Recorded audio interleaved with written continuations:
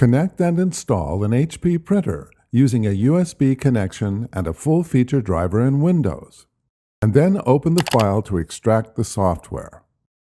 If a Windows prompt displays, select Continue, Run, or Yes to allow changes to your computer.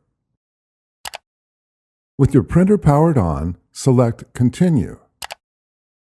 Review the recommended software selections and, if desired, customize your installation, and then select Next.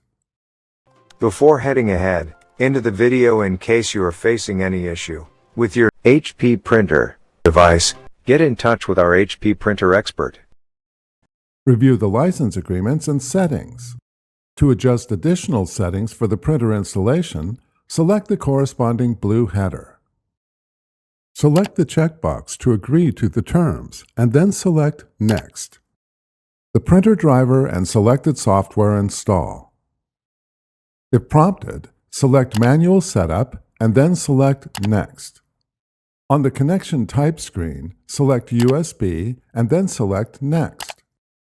When prompted, connect the square end of a USB cable to the printer and the flat end to an available USB port on your computer.